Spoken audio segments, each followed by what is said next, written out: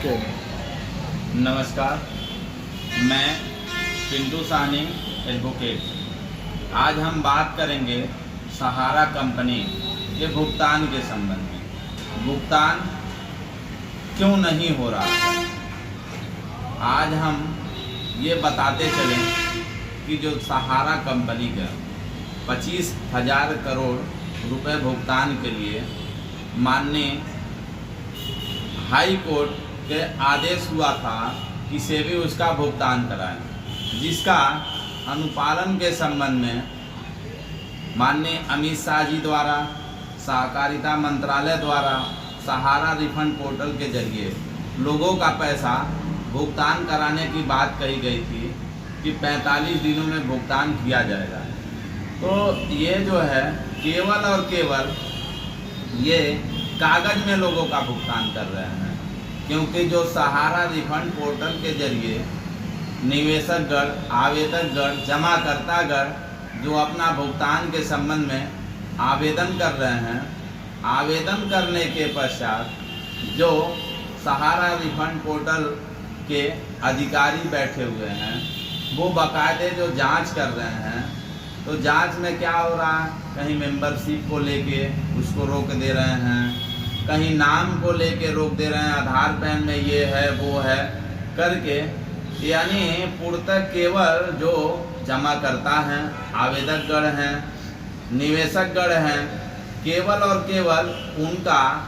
एक तरह से कहा जाए कि भुगतान के नाम पे सहारा रिफंड पोर्टल के जो ये पोर्टल बना है उस पर आवेदन करा लिया जा रहा है, जिसको बखूबी माननीय अमित शाह जी द्वारा ये बजाया जाएगा, भुनाया जाएगा कि हम हिंदुस्तान में देखिए इतने लोगों का सहारा कंपनी का भुगतान दे चुके हैं, लेकिन ग्राउंड लेवल पे कहा जाए तो किसी का भुगतान नहीं हो रहा है। अगर भुगतान की बात आप कर रहे हो, लोगों का जो पैसा, उनका पैसा देने की बात आप कर रहे हो, तो क्यों नहीं साफ तरीके से, निष्पक्ष रूप से क्यों नहीं आप भुगतान कर रहे हो। भुगतान के लिए आप जिस डिस्ट्रिक्ट लेवल पे या तहसील लेवल पे भी आप क्या कर सकते हो, डायरेक्ट साक्षात आपकी सरकार है, डीएम के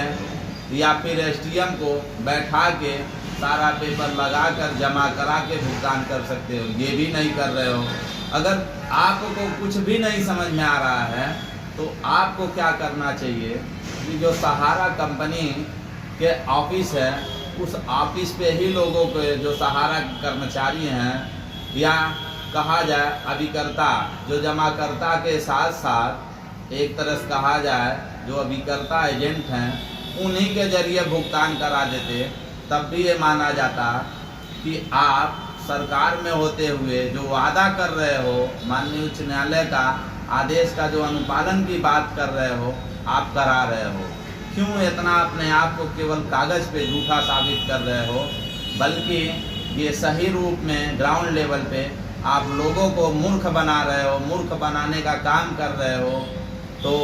आपसे हमें निवेदन है कि आप निष्पक्ष जांच करके लोगों का भुगतान कराओ। धन्यवाद।